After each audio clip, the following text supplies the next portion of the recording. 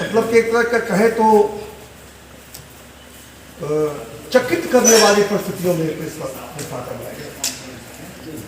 आप लोगों को पता होगा कि मैं पिछले टर्म में भारतीय जनता पार्टी के समर्थन से विधान परिषद का सदस्य था और त्रिस्तरीय पंचायती व्यवस्था से मैं चुनकर गया था और 6 वर्षों से जहाँ तक मैं समझता हूँ मैंने उत्कृष्ट कार्य करने का प्रयास किया।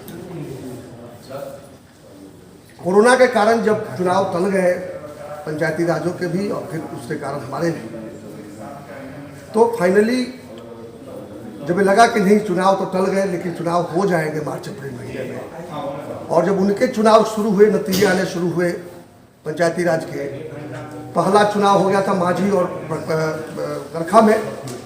इसके बाद नवरात्रि आई, नवरात्रि के तुरंत बाद से मैं पंचायत जाकर नवनिर्वाचित प्रतिनिधियों को मैंने बधाई देना और सम्मानित करने का सिलसिला शुरू किया, क्योंकि अभी जो बदली हुई परिस्थितियों में जो नया जो ग्राम सभा होगा, नई ग्राम सभा की जिम्मेवारी या कुछ बदलने जा रही है। हम लोग के प्रयास से ऐसा हुआ है और एनडीए सरकार के निर्णय से ऐसा हुआ है कि जो पिछले 20 वर्षों में पंचायतों को जो अधिकार मिलने चाहिए थे, जो नहीं मिले थे, उनमें उत्तरोत्तर लड़ाई करने के बाद हम लोग इस नतीजे पर पहुँचे हैं कि ग्राम सभा के माध्यम से ही पंचायत की सरकारें चलाई जाएंगी और उसके लिए बहुत से संसाधन तैयार करने का संकल्प किया गया है। जो अगर आप लोगों को मेरी डायरी मिली होगी तो उस डायरी के अंदर मैंने बड़ा डिटेल में लिखा है और खासकर पंचायती राज मंत्री ने भी उसको बताने का प्रयास किया है कि किस तरह से उनकी सरकार की हमारी सरकार की ये मंशा है कि बिहार की पंचायतें और पंचायती राज व्यवस्था भारत ही नहीं बल्कि विश्व में एक मॉडल के रूप में जाना जाए।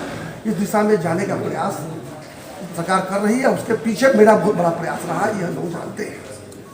और अब रह गया था, मैं चुनाव तो वैसे भी पहले बंद था कि नहीं लड़ूंगा क्योंकि बड़ा मेहनत लगता है इसमें, लेकिन मुझे ये लड़ना जरूरी इसलिए लगा कि यदि मैं एक और टर्म में नहीं रहूँगा तो जो नीतिगत निर्णय हुए हैं उनको धरातल में उतारते समय कुछ और त्रुटियाँ आ सकती हैं, तो त्रुटियाँ न आए और जैसा हम लोगों की सोच है, जैसा हम लोग निर्णय लिया है, हमारी सरकार ने निर्णय लिया है, बिल्कुल उसी प्रकार से धरातल को उतारा जा सके। उसलिए एक टर्म के लिए मेरा चुनकर जाना आवश्यक था। मैं सिर्फ चुनाव लड़ने के लिए लड़ रहा था, मैं जीत कर जाऊँ और उन निर्णयों को धरातल पर उतारने का प्रयास करूँ, ये मेरा है। और यही बातें मैं जाकर पहली बार बधाई देने के साथ साथ मैंने लोगों को बताया और दूसरी बात जब मैं देखा कि आधे से ज़्यादा जो संख्या जो है वो महिलाओं की है, लेकिन दुर्भाग्यवश किसी भी सभा में महिलाओं की उपस्थिति बहुत कम होती है, आधी तो होती ही नहीं है। तो फिर मैंने मातृशक्ति प्रणाम समारोह के माध्यम से दोबारा प्रखंडों में जाकर, पहले पंचायत जाकर मिले थे, फिर प्रखंडों में जाकर हमने एक जगह एकत्रित करके महिलाओं को सम्मानित करने का कार्य किया, जो कि आप लोगों को पता होगा क्योंकि मीडिया तो लगातार उसे कवर कर ही रही थी। और इस बीच में हमें मित्र मंडली में इसलिए कहता हूँ कि पार्टी के कार्यकर्ता होते हैं लेकिन सामाजिक कार्यकर्ताओं के मित्र होते हैं। तो मैं अपने आप को सामाजिक कार्यकर्ता के रूप में भी मानता हूँ। पार्टी का सदस्य तो अलग है, उसके लिए पार्टी का संगठन है, पार्टी कार्यकर्ता है, वो तो है ही, लेकिन सामाजिक कार्यकर्ता के नाते मेरे मित्र मंडली भी है। हर पंचायत में 2-3 मेरे मित्र हैं, हर प्रखंड में पर्याप्त संख्या में मित्र हैं जो मुझे जमीनी सच्चाइयों से अवगत कर रखते हैं। कहाँ की सड़क बनी, कहाँ का सड़क टूटा, कहाँ पर सेवाएं ठीक से हो रही है, नहीं हो रही है। ऐसे में 50 वॉलंटियर मैंने अपने रखा भी है, कनेक्ट अभियान के बाद नाम से काम चलाता हूँ। और जो मीडिया के बंधु कुछ जो हमसे जुड़े हुए लगातार इन बातों को जानते भी हैं। तो ये सब चल रहा था और मित्र मंडली के लोगों से मैं मिला, सबने बताया कि नहीं संजय बाबू आप जो काम किए बहुत अच्छा काम किए हैं, इसको एक टर्म और लेके आइए और आप जिस तरह से परिश्रम कर रहे हैं इसको इस लोगों ने बहुत पसंद भी किया है। और ये चल ही रहा था और मैं 14 तारीख को नामांकन करने की तिथि तय कर चुका था, सारे कागजात तैयार कर लिए थे, जगह कहाँ से करेंगे कर चुके थे, लोगों को सूचना दे चुके थे। तभी अचानक 11 तारीख की शाम को 5:30 बजे मीडिया के माध्यम से पता चला कि यहाँ कोई, मैं तो नाम ठीक से जानता भी नहीं था, सुनने में आ रहा है कि किसी धर्मेंद्र या जितेंद्र सिंह जो है उनको दिया गया है। पार्टी में पूछा गया तो उन लोग समझ में नहीं आ गया कि धर्मेंद्र है कि जितेंद्र है कि राजेंद्र कुमार है। इस तरह का कोई एक जो कि पार्टी में कभी रहे ही नहीं है, तो निश्चित रूप से पार्टी के लोग नहीं जानते हैं। तो अचानक नाम सुनने के बाद तो मुझे लगा हो सकता है कि कोई मीडिया वाला बयान कर रहा हो, लेकिन जब जो सूची जो निकली थी, सूची की प्रति जो मेरे पास में आई तो निश्चित रूप से मैं बड़ा आहत हुआ और मैंने तो फैसला किया कि नहीं, इस तरह की गंदगी मुझे नहीं रहना है। क्योंकि नरेंद्र मोदी का मैं भक्त हूँ, मैं हमेशा कहता हूँ मेरे डीएनए में नरेंद्र मोदी और राष्ट्रवाद की सोच है, वो तो बदल नहीं सकता। लेकिन जिस तरह की गंदगियाँ यहाँ पे हो रही हैं, खासकर बिहार में और छपरा में के भारतीय जनता पार्टी के जो लोग अभी कर्णधार बने हुए हैं, तो मुझे लगा कि ये थोड़ा ज़्यादा ही गंदगी हो गया, मैं इसका जवाब नहीं दे पाऊँगा, देना नहीं चाहूँगा। तो मैंने तय किया कि मैं चुनाव नहीं लड़ूंगा। लेकिन तभी मेरे पुत्र जो मेरे बगल में बैठे हुए आप देख ही रहे हैं, इनको लगा कि नहीं पिता नहीं पापा, ये सम्मान की बात है, ये इज्जत की बात है, इस तरह से बेआबरू होकर आप यहाँ से नहीं जा सकते हैं। बेआबरू होकर नहीं जाएंगे, निश्चित रूप से अपनी बात हम जन जन तक पहुँचाएंगे। यदि आपको बहुत संकोच हो रहा हो तो ये काम मैं करूँगा। जीत हार अपनी जगह पे है, लेकिन ये जरूर है कि निश्चित रूप से अपमान जो किया गया है, और कम से कम ये जरूर जानने का प्रयास करना चाहिए हम लोगों को कि आखिर हमारा टिकट घटा कैसे और काटा किसने। ये जाने बिना हम मैदान छोड़ के चले जाएंगे तो ये फिर दोबारा कोई भी काबिल व्यक्ति, मैं अपने आप को काबिल मैं नहीं मानता, भारत सरकार मानती है, सारी दुनिया मानती है कि जो IIT में पढ़ने जाता है वो काबिल होता है। और मैं ईमानदार हूँ कि बेईमान हूँ, आपके सामने हूँ, 6-7 वर्षों से काम कर रहा हूँ। कोई भी कार्यकर्ता कभी आके कह दे कि सज्जा लग रहा है, मैंने चार कभी लिया हो, बाकी लोगों के बारे में क्या सुनते हैं मैं नहीं जानता, और नहीं मेरे विरुद्ध ऐसा कोई शिकायत कहीं पे है। तो मैं समझता हूँ कि मैं भ्रष्टाचार मुक्त भी हूँ, मेरा साफ छवि भी है, काबिल भी हूँ। तो मेरे बेटे का कहना था कि पापा अगर ऐसा कीजिएगा तो भविष्य में कोई भी साफ छवि वाला काबिल व्यक्ति राजनीति में आने से कतराएगा, और इसीलिए उनका इसका दबाव बना कि यदि आप नहीं निर्णय लीजिएगा तो मैं चुनाव स्वयं लड़ूंगा। तो मैंने कहा ठीक है, तुम्हारे कहने से मैं नहीं करूँगा, ये बहुत बड़ा निर्णय है, मुझे क्षेत्र में जाने दो। मैं पटना से लौटा, नहीं तो मैं वहाँ से कलकत्ता की राह जा रहा था, मैं लौटा। और सोनपुर से ही जिस तरह से मेरे ऊपर जनप्रतिनिधियों का दबाव शुरू हुआ, कल तो मीडिया के कुछ मित्र वहाँ गए भी थे, राकेश जी खास करके जी मीडिया वाले वहाँ गए थे, उन्होंने देखा कि तांता लगा हुआ था। कम से कम 400 लोग, 400 जनप्रतिनिधि और मित्र मेरे घर आए, आज सुबह से तांता लगा हुआ है, चलते चलते 200 लोग आके जा चुके हैं। अब 1 मिनट के लिए मेरा फ़ोन खाली नहीं जा रहा था। जब इतना दबाव पड़ा है तो मैं आपके माध्यम से बताना चाहता हूँ कि जो नामांकन करने का तिथि मैंने 14 तारीख को तय किया था, ठीक है, और मेरे पास में भारतीय जनता पार्टी का समर्थन तो प्राप्त नहीं होगा, लेकिन भारतीय जनता पार्टी का DNA लेकर मैं निर्दलीय पर्चा कल भरने जा रहा हूँ। यही सूचना देने के लिए आपके बीच आज उपस्थित हुआ। मित्र जो है ना, वो कोई पॉलिटिकल व्यक्ति तो है नहीं, राजनीतिक व्यक्ति तो है नहीं, भावनाओं की बात कर रहा था। तो कुछ भावनाएं ऐसी भी रही है लोगों की कि खास करके एक वर्ग को विशेष रूप से टारगेट किया जाता है। तो इस चुनाव में उसका महत्व नहीं है। ये चुनाव जो है कोई किसी वर्ग को प्रतिनिधित्व देने का नहीं है। ये जो हमारे जनप्रतिनिधि हैं उनके अधिकारों और सम्मानों की रक्षा करने के लिए जो योग्य होगा, वो चाहे जिस वर्ग से आता हो, बल्कि सारे के सारे एक वर्ग से क्यों ना आते हो, कोई फर्क नहीं पड़ता है। योग्य सुयोग्य व्यक्ति को जो उनके लिए, उनकी बातें उनके लिए उचित हो, और जिसके पास योग्यता हो, काबिलियत हो, और जिसने प्रमाणित किया हो कि मैं जन सेवा में विश्वास करता हूँ, ऐसे लोगों को मिलना चाहिए। इसमें कोई वर्ग, मैं किसी जाति वर्ग विशेष की बात यहाँ करना उचित नहीं समझता। ये बदलाने का तरीका है। आपने पार्टी स्तर पर बात की, प्रदेश स्तर पर नेताओं से? अच्छा आप ये बताइए, आपको 4 डंडा मार दिया था, कुछ आप कहाँ जाएंगे पूछने की, क्यों मार रहे हैं? ये पहले उसका जवाब देने की कोशिश करेंगे।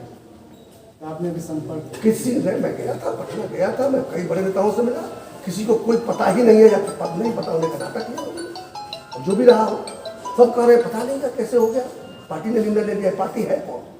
अगर ये नेता पार्टी नहीं है, इतने सारे नेताओं से आप लोगों ने प्रेस वार्ता में पूछा है, आज एक बड़े नेता से, पार्टी निर्णय लिया, कौन है पार्टी भाई? वो एक कोर कमेटी तो बनी हुई है चुनाव समिति। कोर कमेटी के सदस्यों से मिला, उनका भी यही जवाब था कि नहीं ऐसी कोई चर्चा हुई नहीं। तो चर्चा ही नहीं हुई थी तो निर्णय कैसे हो गया? तो इसलिए ये तो अब माने नहीं रहता। देखिए सवाल है ना, अब हम समर में आ चुके हैं। तो धृतराष्ट्र की गलती थी कि दुर्योधन की गलती थी कि पूरे कौरवों की गलती थी कि शकुनी की गलती थी, सब जान के क्या फायदा है? सब तो महाभारत होगा, याचना नहीं अपना होगा। जिनको रूट शो करना है रूट शो करते रहे। मैं उनके हृदय में स्थान बना चुका हूँ, और ऐसा मेरा मानना है कि उनके हृदय में स्थान बना चुका हूँ। यदि वो वोट देंगे, वो चाहे जितने भी जनप्रतिनिधि हैं, मुखिया हो, चाहे BDC हो, चाहे जिला पार्षद हो, वार्ड सदस्य हो, ये सब निर्दलीय ही लड़े हैं ना, तो किसी पार्टी के सिंबल पर लड़े नहीं रहा। तो हम लोग के सिंबल की कोई जरूरत पड़ जाती है भाई? ये कौन सा सरकार बनाने का है कि किस पार्टी की संख्या ज़्यादा होगी तो सरकार बनेगी? यहाँ तो एक वकील का चुनाव करना है, और ये चुनाव वो करेंगे। जो जनप्रतिनिधि जो है, पंचायत प्रतिनिधि हैं, टिकट कटने से आहत हैं, उनके लिए आप क्या संदेश देना चाहेंगे? देखिए, तो टिकट करने से आहत हैं वो लोग हमारे पास आए, संपर्क किए, और उनका एक ही बात करना है कि आपको चुनाव लड़ना होगा। मैंने कहा क्यों लड़ना होगा? उनका कहना है कि हमें एक विकल्प दीजिए आप। दोनों पार्टियों ने अयोग्य लोगों को टिकट दिया है, चाहे राजद हो चाहे भारतीय जनता पार्टी हो। उन दोनों को ही हमारे अधिकांश जनप्रतिनिधि इस योग्य नहीं समझते कि उनका प्रतिनिधित्व करें। उनका कहना है या आप एक ऐसा विकल्प दीजिए और हम पर छोड़ दीजिए कि हम आपको सदन में जिता के भेजेंगे कि नहीं भेजेंगे।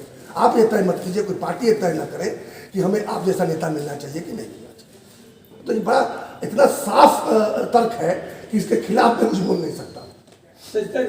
आपका चुनाव जीत जाते हैं। एक बार उनके गुरु सोनाचार्य ने पूछा था क्या दिख रहा है आपको? मछली की आँख ही दिख रही थी। तो मुझे भी सिर्फ 7 तारीख को सर्टिफिकेट मिले यही दिख रहा है। 7 के बाद की बात 7 यानी जगह खाली है अभी, मतलब मैंने कहा ना कि मुझे मछली की आँख से भटकाइए मत, अभी बस एक ही निशाना है और वही डालना है। क्या इसमें हॉर्स ट्रेडिंग की भी संभावना है, जनप्रतिनिधियों को पैसे के बल पर खरीदा जाए? देखिए ये 5322 प्रतिनिधियों की बात हो रही है। ये कोई क्या कहते हैं जिला परिषद का अध्यक्ष या प्रमुख का चुनाव नहीं है जिसमें यहाँ का खेल करता है। लोग उठा कर ले जाते हैं दूसरे देशों में या दूसरे राज्यों में, वो सब ऐसा कुछ नहीं होने वाला। मैंने तो इसको बदला है। मैंने सम्मान सम्मान सम्मान सम्मान इतनी बार सम्मान का शब्द का इस्तेमाल किया है कि सम्मान का शब्द का पर्यायवाची मैं स्वयं बन गया हूँ सच्चिदानंद। तो मैं कभी भी ट्रेडिंग तो दूर की बात हुई, घोड़ा शब्द तो मैं कभी भी उसके साथ बोलूँगा। मेरे जो सम्मानित जनप्रतिनिधि हैं उनके सम्मान में कभी भी बट्टा लगाने का न प्रयास करूँगा न किसी प्रयास करने वाले को बख्शने वाला। आहत हो परिवार क्या, मेरा बेटा बगल में बैठा हो, इससे अब चाहे तो सीधे भी पूछ सकते हैं, हमसे पूछ सकते हैं। कल इसने एक ही बात कहा कि पापा बेआबरू होगा क्यों नहीं कर रहे हैं? आप कम से कम लोगों के बीच बताइए तो सही कि जो ये नेतृत्व जो आज है, आज जो ये सब बड़े बड़े निर्णय ले रहा है, उसकी मंशा क्या है? कम से कम बताना तो इतना तो बनता है ना भाई। किसी को फांसी भी जाती है बताया जाता क्यों फांसी, किसी को 1 दिन के लिए लॉकअप में करते हैं तो क्यों लॉकअप में करते हैं बताया जाता है। मैं इतनी दिनों तक सेवा करने के बाद क्या मेरी इतनी अहमियत नहीं कि मुझे बताने का प्रयास किया जाए कि भाई आपको टिकट नहीं दिया जा रहा है, इनका दोस्त नहीं दिया जा रहा है। मैं देखा एक प्रेस कॉन्फ्रेंस पहले हुआ था, तो उसमें एक बड़े नेता ने कहा है कि उनको कोई बड़ा रोल या दूसरा रोल देने की बात चली, बता ही देते वो रोल कौन सा है। हम ही को सीधे बता देते कौन सा रोल है भाई, बढ़िया है। अगर कोई बड़ा रोल मिलने वाला हो और बढ़िया रोल मिलने वाला हो तो शायद मैं कहता कि ठीक है, लेकिन आपने तो भी नहीं किया। और विकल्प भी क्या दिया हमारे बेचारे प्रतिनिधियों को, आप जानते हैं स्वयं कि विकल्प क्या है। विकल्प की थोड़ा तो पहली बार तो आ रही है, जिला परिषद का चुनाव भी लड़े हैं। एक बार चुनाव लड़े थे तो रिजेक्ट हो गया था उनका। कहते हैं कि हमने त्याग दिया पार्टी के, अरे पार्टी के सदस्य नहीं हो त्याग क्या करते, लेकिन त्याग किया था उन्होंने, शायद रिजेक्ट हो गया था। तो सारी जानकारी उनके बारे में मिल जाएगी आपको। तो ऐसे ही लोगों को देना भाई, अच्छा किया कि आपने मुझे टिकट नहीं दिया, क्योंकि मैं उसमें उस श्रेणी में नहीं हूँ। जब भी कोई चुनाव में जाता है और खास करके आहत होने वाला जो सिपाही चुनाव में जाता है और वो जब नामांकन भरता है तो उसके मुँह से हमेशा यही निकलता है कि याचना नहीं है। चुनाव लड़ने का एक हमने होम चाहता ताकि ऊपर तक बात पहुँचे, लोग सुनाएं और कम से कम लोग समझे कि मेरे चुनाव लड़ने से क्या हो सकता है। जब मैंने सिर्फ चुनाव लड़ने की बात कही तो कई लोगों के पैंट ढीला हो गया था।